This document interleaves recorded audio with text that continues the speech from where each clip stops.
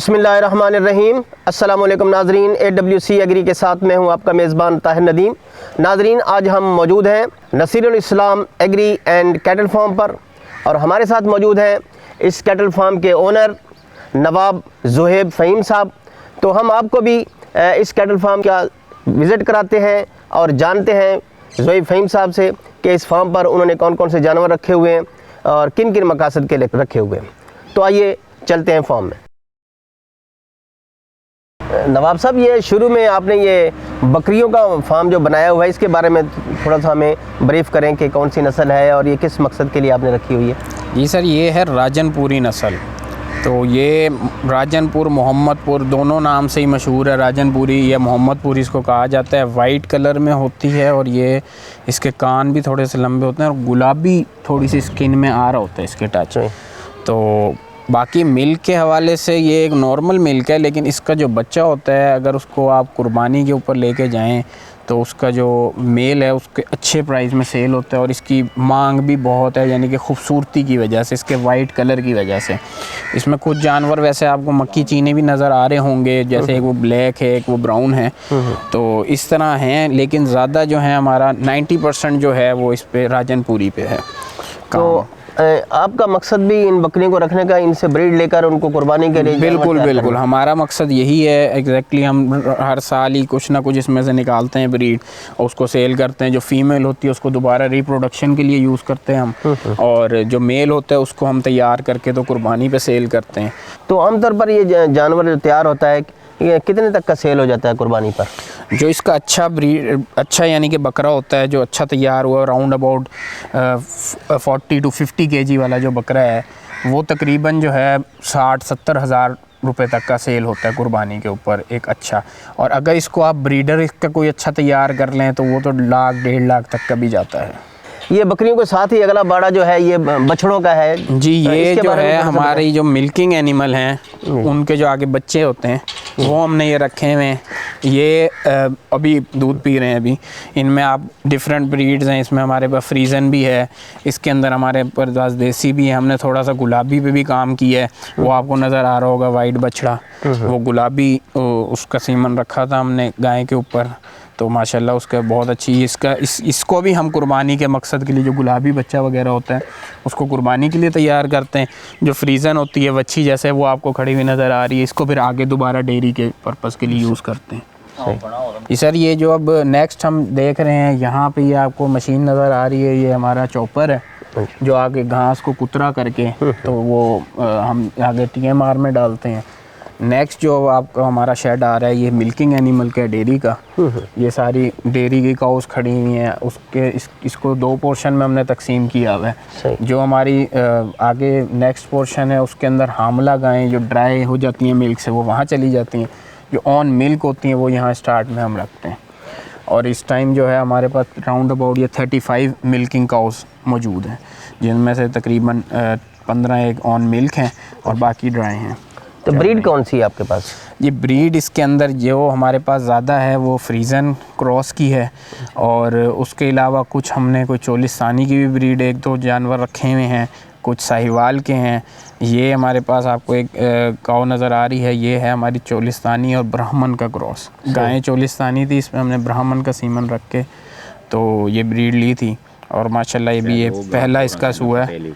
तो उधर से जो है हमारे पास और फ्रीजन वो अंदर खड़ी हुई हैं, आपको नज़र आ रही होंगी, उधर गुलाबी भी हैं। तो इसकी जो दूध की कैपेसिटी है वो कितनी है? जो फ्रीजन है हमारे पास वो राउंड अबाउट 30 to 35 पे है मिल्क उसका, और जो देसी हैं वो round about 20 kg per day they रही हैं। इस गाय की आम रूटीन में क्या प्राइस क्या है? जो असल जो इम्पोर्टेड फ्रीजन पे अगर आप जाते हैं तो वो 6-7 लाख की भी होती हैं, 8 लाख की, 10 लाख की।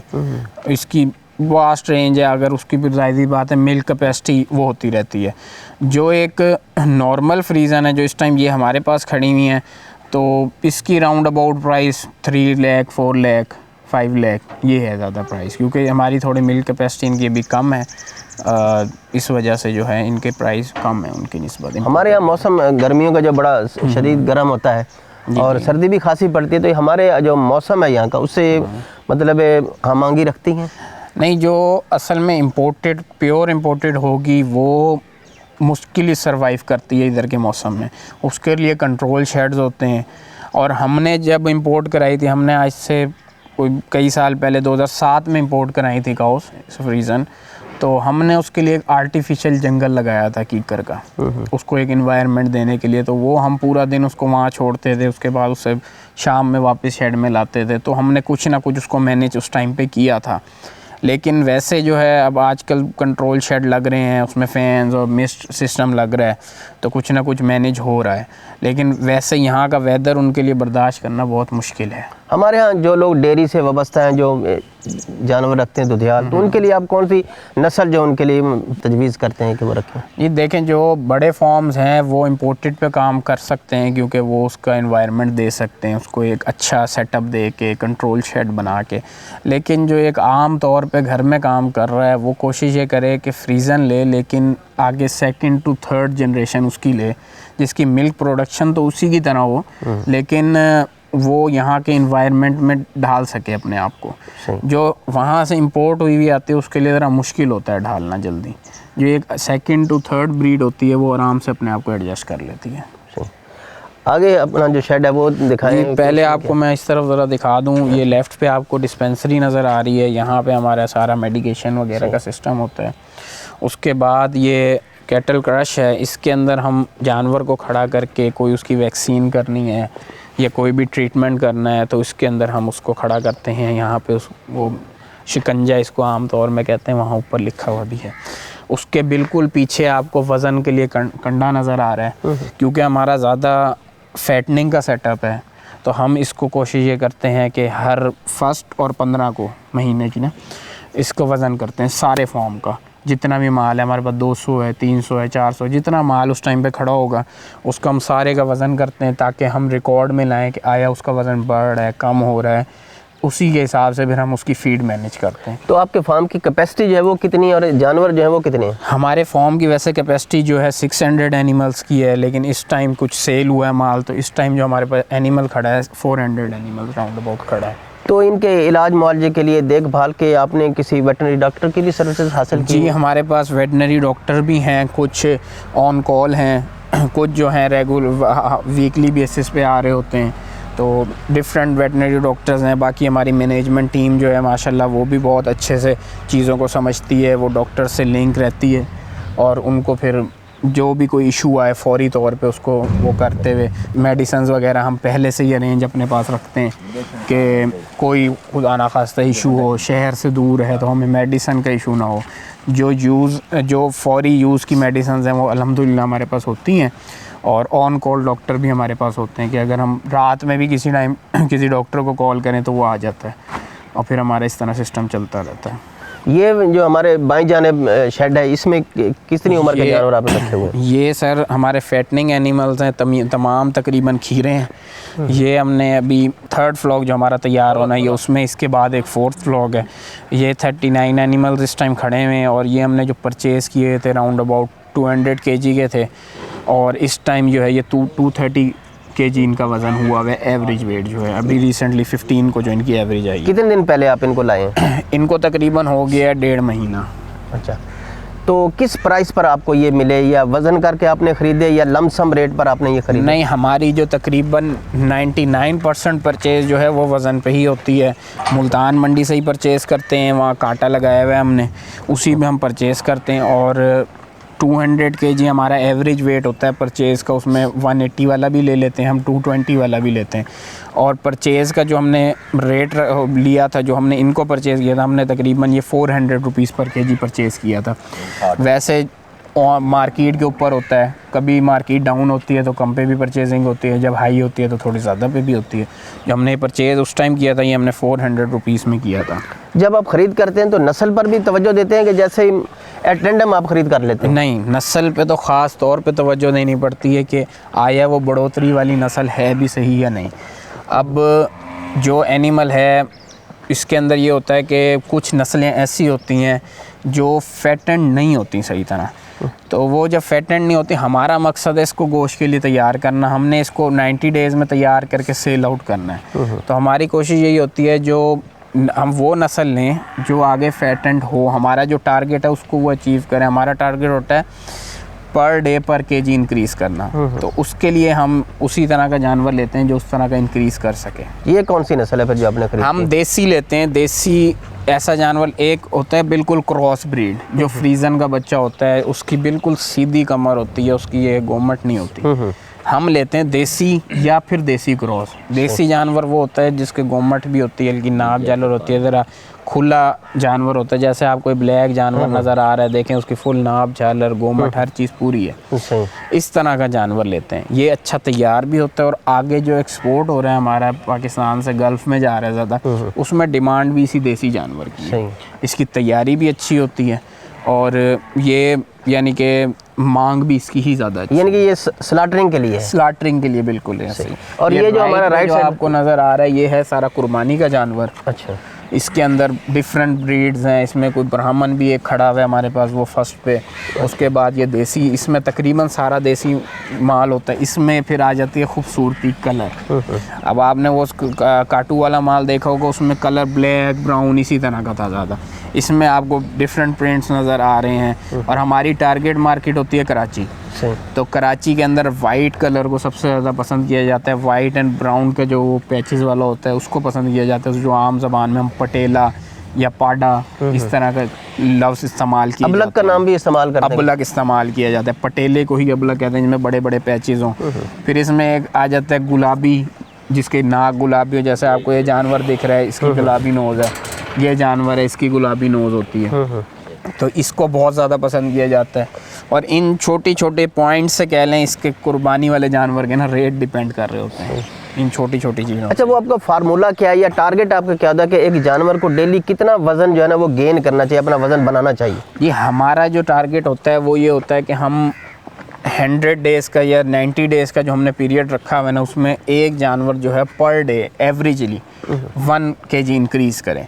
यानी कि जब हम 100 डेज़ की उसकी एवरेज निकालें, अगर हमने 200 का जानवर लिया है 200 kg वाला, तो वो 100 डेज़ बाद 300 kg का हो। इसमें ये होता है जानवर जब नया फॉर्म पे आता है तो वो स्टार्टिंग में कम ग्रोथ करता है, क्योंकि उसकी फीड, उसकी प्लेस चेंज हुई होती है, लेकिन एंड में वो फिर बढ़ाता है। तो उसका राउंड अबाउट जो हम एवरेज निकालते हैं वो हमारी 1 kg की आती है। हम कुछ इसी तरह फीड का तरीक़ेकार यूज़ करते हैं। हमारी जो ये फीड का तरीक़ेकार है वो इस तरह है कि हमारे ये सारी जितनी भी फीडिंग टेबल्स आपको दिख रही हैं, इसमें मार्बल लगाया हुआ है हमने। अच्छा, हम देखते हैं जो रूटीन में लोगों ने जानवर रखे होते हैं, उनकी जो ये खुरली होती है, जिसको हम ये कह लें, जिसमें जानवर चारा खाते हैं, वो बड़ी साफ़ सुथरी होती है, खुश्क होती है। जी जी। लेकिन यहाँ हम देख रहे हैं ये पानी खड़ा है और इसी पानी में ये खुराक खा रहे हैं। इसके थोड़ी सी बताएं भाई, ये क्या फार्मूला है? जी जी, हमारा तो तरीक़ेकार है फीडिंग का, हम इसको खुराक ही पानी में देते हैं। सही। हमने पूरे फॉर्म के अंदर किसी भी बहाने में अलग से पानी की वो नहीं बनाई हुई, टैंक यानी कि बंकर नहीं बनाई हुई, हौज़ी नहीं बनाई हुई जिसके अंदर हम पानी दें। तो हमने इसी फीडिंग टेबल के अंदर ये राइट से एंड पे भी और लेफ़्ट एंड पे भी टूटियाँ लगाई हुई हैं, उधर से पानी चलता है। उसी पानी के अंदर फिर हम मोलेसिस डालते हैं, शीरा। सही। वो शीरे के बाद उसी के ऊपर हम खुराक डालते हैं और फिर हम खुराक जो हमारी होती है TMR होती है, टोटल मिक्स राशन। उस एक हमारी मशीन है, उसके अंदर सारा मिक्सचर हो जाता है, तो वो फिर इसके अंदर खुराक डाल देती है। उसके बाद हम इसके ऊपर एक तरह से वंडा गार्निश करते हैं, जिससे जानवर अट्रैक्ट होता है फीड खाने के लिए।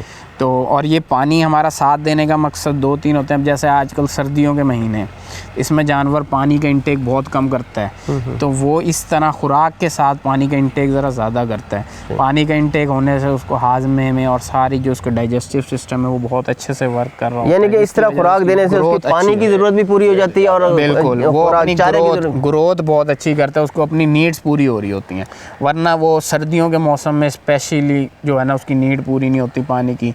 गर्मी में भी अगर मिसाल के तौर पे हम पानी अलग दें, जानवर बंधा हुआ है, लेबर ने नाअहली की, उसने पानी नहीं पिलाया, तो जानवर पूरा दिन प्यासा खड़ा रहेगा। लेकिन हमारे पास हर वक्त फॉर्म जानवर के आगे पानी पड़ा है, उसको खुराक चाहिए, उसके आगे पड़ी है, वो आराम से खाएगा, इजीली होगा, कोई मसला नहीं होगा। अच्छा, ये थोड़ा सा बताएं, ये राइट और लेफ्ट पर जानवर बंधे हुए हैं। जी जी। ये राइट वाले हैं जो इनको अपने ने बांध के रखा हुआ है, उनके गले में रस्सी भी है। जी जी। और जो ये बाएं हाथ वाले इनके रस्सी भी नहीं है, ये ओपन है, इसकी कोई रीज़न बताएं? इसकी वजह यह है कि ये हमने कुर्बानी के लिए तैयार कर रहे हैं, ये हम स्लॉटरिंग के लिए तैयार कर रहे हैं लेफ्ट वाले। अच्छा, जो कुर्बानी के लिए होता है, क्योंकि इसको हमने सेल करना होता है एक कॉमन पर्सन को, जिसने अपने घर कुर्बानी के लिए लेके जाना है, तो वो चाहता है जानवर जो हो बड़ा कहते हैं ना मायूस वो हो मायूस इंसान हो, से। बच्चों के साथ उनके एंजॉय करें, मारे ना। अच्छा, जब जानवर होता है उसको अगर आप बांध के पहले से रखेंगे वो डिसाइल हो जाता है। उसको एक आदत होती है, उसको लेबर खोल रही है, बंद करे, उसको एक बंदे का खौफ ख़त्म हो जाता है। उसको पता हो बंदा वो होता है, जानवर की एक साइकी बन जाती है। लेकिन जब वो खुला हुआ होता है ना, तो उसको जब हम कुर्बानी के करीब बांधते हैं तो वो थोड़ा घबराता है, डरता है, जिस वजह से जो आगे सेल के टाइम पे जो है ना कस्टमर घबराता है उसको लेते हुए। लेकिन इस एनिमल को जो है कस्टमर लेते हुए घबराता नहीं है, क्योंकि वो जानवर तंग नहीं कर रहा होता, डर नहीं रहा होता। इसलिए हम उसको पहले से डिसाइल करते हैं, उसको बांध के उसको चलाते हैं, फिर आते हैं, सारा कुछ करके देखते हैं, पहले दिखाते हैं पहले से। इस तरह वो आदी हो जाता है, तो इस तरह जो कस्टमर है ना वो घबराता नहीं है। अच्छा, चूँकि हमारे यहाँ पाकिस्तान में ओवरऑल जो लाइफ स्टॉक है ये बढ़ोतरी की जानिब है, तरक्की कर रहा है, प्रोग्रेस कर रहा है। तो आपका भी कैटल फार्म है, तो थोड़ा सा इस बारे में हमारे नाज़रीन को बताएं कि ये जो है इसमें जो प्रॉफिट मार्जिन है वो किस हद तक है, और इसमें लॉस का जो खर्चा है वो कितना है, और उससे बचा कैसे जा सकता है? जी, इसमें जो है जो कुर्बानी वाला काम है उसके अंदर दोनों रेशोज़ कह लें अनएक्सपेक्टेड होती हैं। मार्केट के ऊपर होता है कि कुर्बानी का कभी कभार होता है कि रेट इतना ज़्यादा अच्छा हो जाता है कि आपको एक जानवर 50-50 हज़ार लाख भी बचा के चला जाता है। लेकिन कुर्बानी का थोड़ा सा काम होता है रिस्की, कि वो कभी कभार जो है नहीं होती मार्केट, इतनी गाहक नहीं होता, तो उसकी वजह से आपको थोड़े इश्यूज़ आ जाते हैं सेल करने में। लेकिन जो फैटनिंग वाला काम है ये क्योंकि एक्सपोर्ट भी हो रहा है, मुल्क में भी हमारे यूज़ हो रहा है, गल्फ़ में बहुत ज़्यादा तादाद में जा रहा है हमारे मुल्क से मीट, तो उसको जो है उसमें अच्छी प्रॉफिट रेशो है। तो राउंड अबाउट जो हमारी कैलकुलेशन है 20% जो है तकरीबन प्रॉफिट है उसमें। ईयरली समझ लें आप, अगर ईयरली कैलकुलेट करें तो 20 to 25% है नॉर्मल। अच्छा, कभी कभार इस तरह की सिचुएशंस भी हैं, जैसे अभी रिसेंटली डिज़ीज़ लैम्पी जो गुजरी है उस टाइम पे इश्यूज़ आ गए थे, मार्केट बहुत डाउन हो गई थी, तो नुकसान में भी गए हैं। लेकिन जब लैम्पी ख़त्म हुई उसके बाद से माशाल्लाह ग्रोथ इस काम में इतनी ज़्यादा आई है कि 20 से भी अबव जा रहा है प्रॉफिट रेशो। तो ये ऑल ओवर जो है, अगर मैं तो सजेस्ट करता हूँ अगर किसी बंदे का ज़िम्मेदारा है और वो ज़िम्मेदारा कर रहा है ऑलरेडी, तो वो शौक़ के लिए और कारोबार के लिए ये एक अच्छा कारोबार है अगर वो अपने ज़िम्मेदारे के साथ चलाना चाहता है। और वैसे भी लोग आजकल आ रहे हैं इस काम में, बहुत अच्छी इसकी मार्केट डेवलप हो रही है। मैं सजेस्ट करता हूँ इस चीज़ को कि करें लोग इस काम को, ये बहुत अच्छा काम। आउट ऑफ कंट्री जो है वो पाकिस्तान से गोश्त की जो डिमांड है वो किस कदर है? आउट ऑफ कंट्री तकरीबन जो फैटनिंग फॉर्म्स पे जो माल तैयार हो रहा है तकरीबन जो है वो 90% आउट ऑफ कंट्री ही जा रहा है। सही।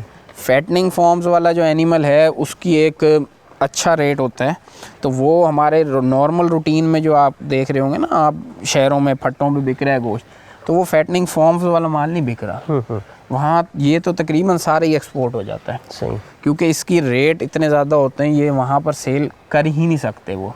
उनका जाहिर सी बात है, आपको पता है गवर्नमेंट ने एक रेट निकाला होता है 800 850 रुपये का, बल्कि आई थिंक इससे भी कम ही है शायद, तो वो उसके ऊपर तो सेल ही नहीं हो सकता, उतने पे तो परचेज़ ही नहीं है मार्केट से।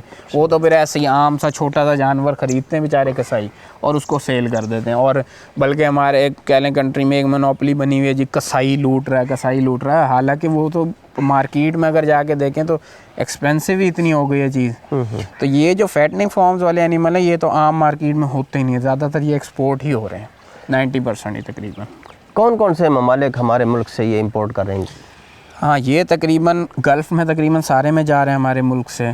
ईरान जा रहा है, अफ़गानिस्तान जा रहा है। अफ़गानिस्तान तो कह लें खैर बॉर्डर के ज़रिए ज़रा 2 नंबर तरीके से ही जा रहा है, लेकिन ईरान जा रहा है, गल्फ़ में सारे में जा रहा है, और कुवैत वगैरह जा रहा है, सारी इस तरफ अरब कंट्रीज़ में तकरीबन सब में ही जा रहे हैं हमारे मुल्क से। और अभी आई थिंक सुनने में मेरे आया है, मैंने अभी उसको ख़बर को सुना है कि चाइना से भी हमारा एक पाकिस्तान का हो रहा है एग्रीमेंट कि चाइना भी हमारा जाएगा मीट। लेकिन यहाँ हमारे लोअर पंजाब हो गया, सिंध हो गया, यहाँ छोटा जानवर पसंद किया जाता है, बल्कि पंजाब में तो काफ़ी हद तक कट्टा पसंद किया जाता है, और KPK में भी बहुत हद तक कट्टा पसंद किया जाता है, काफ़ी इलाकों में नहीं पसंद किया जाता। तो ये तो बंदे का, इंसान का अपना टेस्ट बना हुआ है और उसकी अपनी पसंद है। लेकिन आपने अपने इस फार्म पर कट्टे की जो ब्रीडिंग है वो नहीं की, इसकी क्या रीज़न? जी, कट्टे का भी हमारा होता है सेटअप। अभी रिसेंटली हमने कुछ कट्टा सेल किया है, तो इंशाल्लाह अभी कोई 1 आध महीने बाद हमने दोबारा कट्टा भी परचेज़ करना है। हमारे पास तकरीबन ऑन एवरेज जो है 100 कट्टा होता है हर साल। यानी कि जो कट्टे की डिमांड है वो भी खासी है। कट्टे की भी डिमांड अच्छी है। कट्टे का ये है, कट्टा जो है वो लोकल मार्केट में उसकी डिमांड ज़्यादा है, ख़ास तौर पे पंजाब में और लोअर पंजाब में उसकी बहुत अच्छी है, और बाहर भी उसकी डिमांड है। हम काफ़ी अरसे तक कई कंपनियाँ उसको कट्टा देते रहे हैं। स्मॉल स्केल पर, छोटे पैमाने पर जानवर पालना चाहता है तो वो कम से कम कितने जानवर से ये कारोबार शुरू करे जो उसके लिए मुनाफा बख्श साबित हो? ये छोटे स्केल पे जो है फैटनिंग वाला वो काम अगर करता है बंदा, तो कम से कम जो है 20 एनिमल्स को उसको सेटअप लगाना चाहिए कम से कम। क्योंकि उसमें ये है, वो एक बंदा अगर हायर करेगा, अगर वो 5 जानवर भी रखेगा ना, तो वो भी एक बंदा ही संभालेगा, 20 जानवर भी एक बंदा ही संभालेगा, और आगे 50 जानवर भी एक बंदा संभाल सकता है। लेकिन क्योंकि आजकल जो महंगाई का दौर आ गया है, उसके बाद जो है एनिमल की परचेज़, उसका इंफ्रास्ट्रक्चर सारा और फीड, ये सारी चीज़ें जो हैं वो उसको मैनेज करने के लिए 20 एनिमल्स जो हैं कम से कम होने चाहिए इस काम को चलाने के लिए। और इसके लिए इस काम का इस तरह है कि इसको फ्लॉक सिस्टम में लाजमी करना चाहिए। अगर कभी भी बंदा कोई बड़ा काम करना चाहे, अगर वो 20 का फ्लॉक बनाए, 50 का बनाए, जितने एनिमल्स का भी बनाए, वो रेगुलर फ्लॉक सिस्टम पे लाए। यानी कि पहले उसके 1 महीने में 20 जानवर निकल रहे हैं, अगले महीने फिर 20 निकल रहे हैं, उससे अगले महीने ये एक राउंड द कैलेंडर चले। जैसे कह लें आप मुर्गी का शेड डालते हैं लोग, तो वो एक राउंड द सर्कल चलाए रखते हैं उसको। इसी तरह इसको रखना चाहिए फैटनिंग वाले एनिमल्स को। बहुत बहुत शुक्रिया नवाब ज़ुहैब फ़हीम साहब। Thank you. नाजरीन, आज हमने आपको नसीरुल इस्लाम एग्री कैटल फार्म का विज़िट करवाया। हमारे साथ थे नवाब ज़ुहैब फ़हीम साहब। उन्होंने हमें दुधियाल जानवरों के हवाले से भी, फैटनिंग वाले जानवरों के हवाले से भी मालूमात फ़राहम की, जिनमें ऐसे जानवर जो कुर्बानी पर फ़रोख्त होते हैं और ऐसे जानवर जो ज़िबा करके जिनका गोश्त मार्केट में फ़रोख्त किया जाता है, उनके हवाले से बड़ी मुफीद किस्म की मालूमात दी। जिन्होंने हमारे नाज़रीन को ये भी बताया कि अगर वो जानवर ख़रीद करना चाहते हैं तो किस नस्ल का ख़रीदना चाहिए, कितनी वज़न का ख़रीदना चाहिए, और अगर कोई छोटे स्केल पर कारोबार शुरू करना चाहता है तो वो कितने जानवर से काम शुरू करे। तो हमारे नाज़रीन के लिए आज का जो प्रोग्राम है ये बहुत ही एक मुफीद किस्म का प्रोग्राम रहा। इंशाल्लाह आपको पसंद आया होगा। आइंदा सेगमेंट तक अपने मेज़बान ताहिर नदीम को दीजिए इजाज़त। अल्लाह निगहबान।